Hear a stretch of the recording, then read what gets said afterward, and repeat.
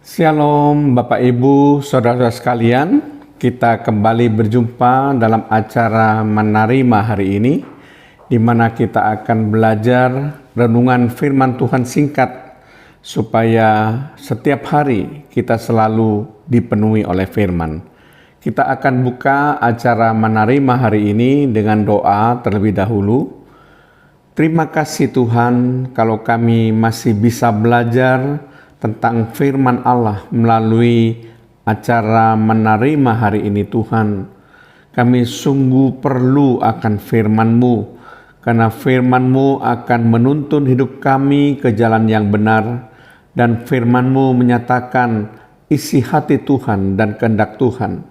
Sehingga dengan demikian jalan hidup kami adalah jalan hidup yang benar sesuai dengan kehendak-Mu. Terpujilah nama-Mu Tuhan, di dalam nama Tuhan Yesus Kristus. Haleluya. Amin. Shalom Bapak Ibu, Saudara-saudara sekalian. Topik yang akan kita bahas kali ini adalah kaum Farisi bagian pertama. Sekali lagi, topik yang akan kita bahas untuk menerima kali ini adalah kaum Farisi bagian pertama. Untuk bagian pertama ini saya akan membahas seputar mengenai kaum Farisi. Siapa sebetulnya kaum Farisi itu? Kata Farisi dalam bahasa Yunani adalah parisaios, sedang dalam bahasa Ibrani perusim, dan dalam bahasa Aram perisaya, yang artinya orang yang menjelaskan atau orang yang terpisah. Akar kata Ibrani yang dipakai adalah paras, yang artinya to declare atau menyatakan, atau to separate atau memisahkan. Sekte yang paling banyak pengikutnya dan paling berpengaruh dalam masa Perjanjian Baru adalah sekte kaum Farisi. Tentu kita mengerti nama Farisi diambil dari kata kerja bahasa Ibrani paras, yang tadi artinya memisahkan. Mereka adalah kelompok yang memisahkan diri atau kaum Puritan Yudaisme yang menghindari segala hubungan dengan dunia kejahatan dan berusaha menaati hukum lisan maupun hukum tulisan secara mutlak sampai kepada hal yang sekecil-kecilnya. Mereka berasal dari suatu kelompok yang terpisah pada zaman sesudah zaman Makabe, dan pada tahun sekitar 135 sebelum Masehi, mereka sudah berdiri dengan mantap dalam Yudaisme. Kaum Farisi cenderung bersikap memisahkan diri karena memandang rendah orang-orang yang bukan Farisi. Mereka menganggap diri mereka lebih suci daripada orang lain. Kaum Farisi juga adalah orang-orang yang mengkhususkan dirinya untuk belajar tentang hukum Taurat maupun hukum sipil yang diberlakukan di dalam masyarakat Yahudi. Maka orang-orang Farisi sering juga dirujuk sebagai para ahli Taurat. Kaum Farisi adalah sebuah kelompok religius di dalam Yudaisme. Mereka memperjuangkan pengetahuan yang mendasar tentang Taurat dan tradisi para nenek moyang, misalnya Mishnah atau Talmud, dan juga menuntut penafsiran yang paling keras, terutama dalam soal-soal yang berhubungan dengan Sabat, kebersihan atau pentahiran, dan yang berkaitan dengan soal persepuluhan. Teologi mereka didasarkan pada seluruh hukum dalam Perjanjian Lama, yang meliputi hukum Musa atau Taurat, kitab para nabi, dan tulisan para imam.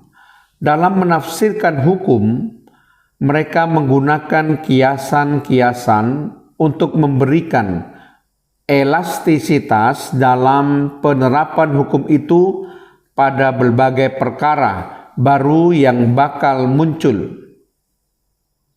Mereka menjunjung kewajiban doa dan puasa dengan membayar persepuluhan dari harta mereka dengan sangat teliti.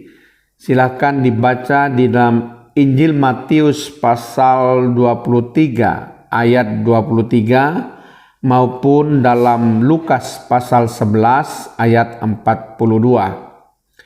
Mereka memelihara hukum Sabat dengan sangat ketat hingga menyembuhkan orang sakit atau sekedar memetik bulir gandum sambil berjalan pun pada hari Sabat tidak mereka perkenankan.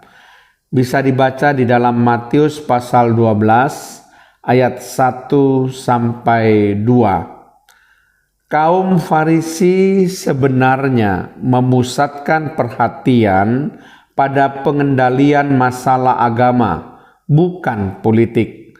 Perhatian dan kegemaran mereka yang terutama adalah menjalankan hukum Taurat dan tentu saja termasuk tradisi.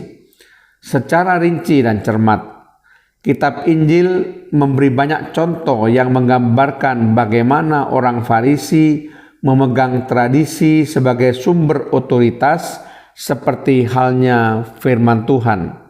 Ini bisa diselidiki di dalam Injil Matius pasal yang ke-9 ayat yang ke-14, Injil Matius pasal yang ke-15 ayat 1 sampai 9, Injil Matius pasal 23 ayat yang ke-5, Injil Matius pasal 23 ayat yang ke-16 dan ayat 23, Injil Markus pasal yang ke-7 ayat 1 sampai 23, Injil Lukas pasal 11 ayat 42. Menarik sekali, Zwi Werblowski dan Geoffrey Wugoder dalam bukunya The Oxford Dictionary of Jewish Religion menuliskan bahwa kaum Farisi digambarkan sebagai pengamat dan penegak hukum Taurat yang sangat teliti. Dalam gulungan naskah-naskah Laut Mati, kaum Farisi dikatakan sebagai kaum yang suka mencari dan memerhatikan hal yang sangat kecil. Mereka menjadi pengamat pelaksanaan hukum yang sangat teliti karena mereka memiliki kerangka berpikir bahwa Allah mencintai orang yang taat hukum dan menghukum yang tidak patuh.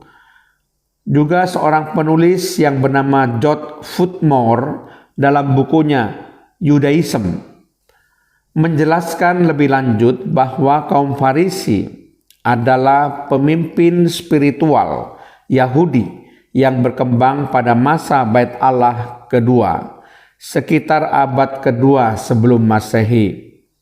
Menurut para ahli, kaum Farisi adalah perkembangan dari kelompok Hasidim.